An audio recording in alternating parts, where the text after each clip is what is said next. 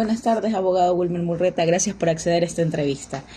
Comenzamos. La primera pregunta es, ¿qué vacíos legales identifica en la legislación ecuatoriana respecto al reclutamiento infantil por bandas criminales?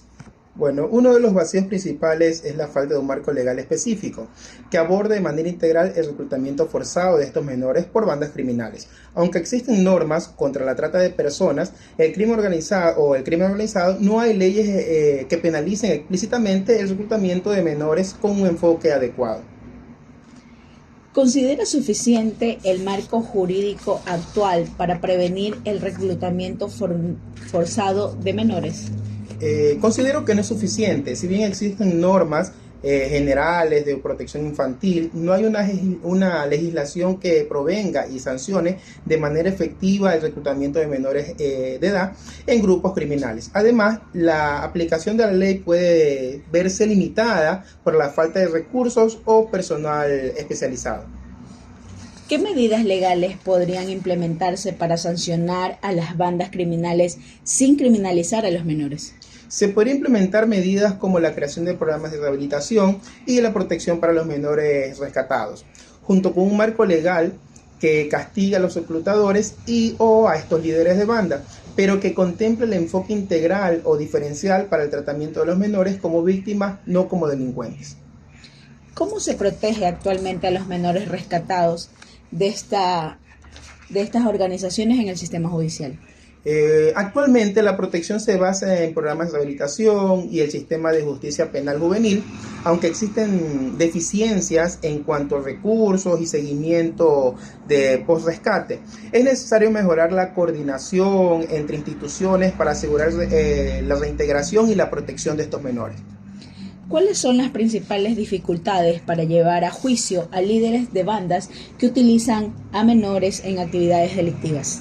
Bueno, las dificultades incluyen la falta de pruebas directas, el miedo de los testigos o de sus colaboradores y la complejidad de ciertas organizaciones hacia las bandas criminales. Además, la corrupción y la impunidad en algunos de estos casos dificultan la persecución efectiva de estos responsables. Muchas gracias, abogado Wilmer Murrieta. Muy buenas noches. Yo, como miembro de las Fuerzas Armadas, doy mi opinión a sus preguntas. Número 1. Una estrategia clave es el fortalecimiento de la presencia estatal en estas zonas, mediante patrullajes conjuntos de la policía y militares, campañas de sensibilización comunitaria y programas educativos que buscan involucrar a los menores en actividades culturales, deportivas y académicas. Además, algunas jurisdicciones promueven alianzas con organizaciones sociales para fortalecer alternativas de desarrollo a las familias vulnerables. Número 2. Las Fuerzas Armadas suelen coordinar operativos con la policía y organismos gubernamentales especializados en infancia para identificar y desarticular redes criminales que reclutan menores. También apoyan en la logística y seguridad durante intervenciones en áreas de riesgo, permitiendo que instituciones de protección social trabajen directamente con las comunidades afectadas. Número 3. El narcotráfico y el crimen organizado agravan este problema al normalizar la violencia y ofrecer ingresos rápidos a menores en situaciones de pobreza extrema.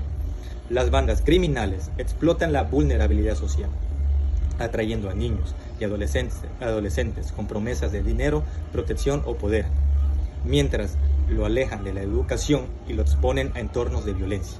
Número 4. Estos programas pueden ser fundamentales al ofrecer entornos seguros y opciones formativas en comunidades afectadas. Las Fuerzas Armadas podrían liderar talleres sobre valores, derechos humanos y oficios, así como organizar actividades deportivas y culturales para fortalecer el tejido social y alejar a los menores del crimen. Número 5. Un desafío crítico es evitar el daño colateral a los menores durante los operativos, ya que pueden ser utilizados como escudos humanos o participar activamente en acciones criminales. Además, la falta de cooperación de las comunidades por temor a represalias y la necesidad de equilibrar la acción militar con la protección de los derechos humanos dificultan estas operaciones. Muchas gracias. Buenas tardes, vamos a realizar una entrevista a la psicóloga Marixa Tapia en las siguientes preguntas.